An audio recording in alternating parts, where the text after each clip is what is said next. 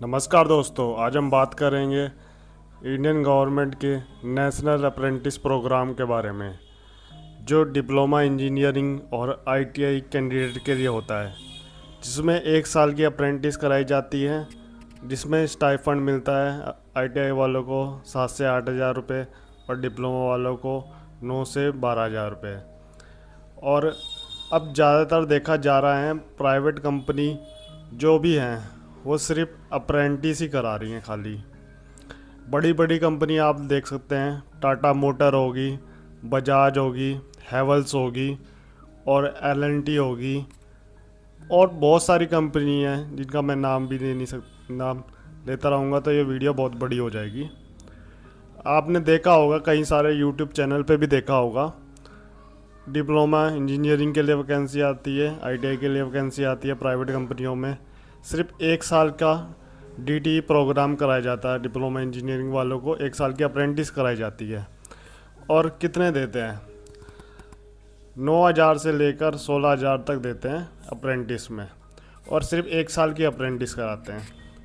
उसके बाद वो कैंडिडेट जाए तो जाए कहाँ पर? अप्रेंटिस करने के बाद उसे निकाल देते हैं और कोई परमानेंट जॉब देते नहीं। आज इन बड़ी बड़ी कंपनियों ने सिर्फ इतना ही गेम खेल रखा है, खाली अप्रेंटिस कराने का काम करा रही हैं, परमानेंट जॉब की तो कोई बात ही नहीं करता। और सरकार भी इनसे मिली जुली है। सरकार भी इनको, अगर बजाज हैवल्स या टाटा मोटर अप्रेंटिस करा रही हैं तो 15,000 अगर वो दे रही हैं तो 15,000 में से उनको फ़ायदा है, क्योंकि अप्रेंटिस पे काम कराने का उनका फ़ायदा है। क्योंकि अगर 15,000 रुपये वो सैलरी दे रही हैं अप्रेंटिस में, तो उसमें से 8 से 9,000 रुपये सरकार उनको पेड करती हैं और बाकी वो अपना डाल के कैंडिडेट को देते हैं अप्रेंटिस में।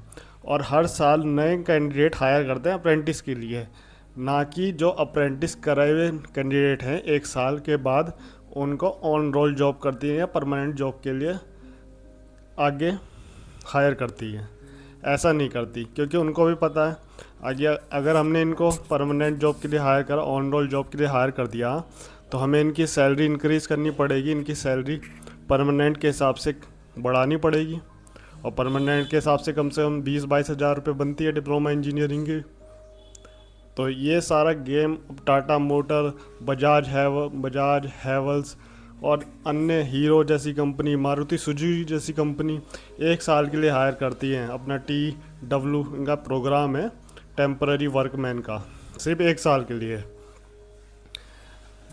इनसे सरकार भी मिली जुली है, सरकार के साथ ही मिलकर गेम खेल रहे हैं ये। मतलब 1 साल के बाद लड़का कहाँ जाए तो जाए कहाँ। और इन्होंने अब ऐसा बना लिया, 2020 के पहले के जो पास आउट हैं उन कैंडिडेट को तो लेते ही नहीं, मतलब फ्रेशर कैंडिडेट को लेंगे। और फ्रेशर कैंडिडेट भी 1 साल के अप्रेंटिस के बाद उसको भी नहीं लेंगे।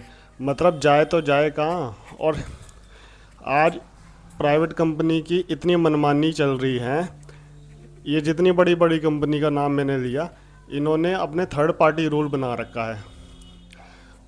ये ऑन रोल जॉब कभी नहीं देंगे, थर्ड पार्टी को इन्होंने हायर कर रखा है। थर्ड पार्टी आपकी हायरिंग करेगी, थर्ड पार्टी आपका ज्वाइनिंग कराएगी, थर्ड पार्टी आपका सैलरी देगी, और आप फर्स्ट पार्टी को कुछ नहीं बोल सकते। टाटा मोटर, बजाज हैवल्स, हीरो, इनको कुछ नहीं बोल सकते।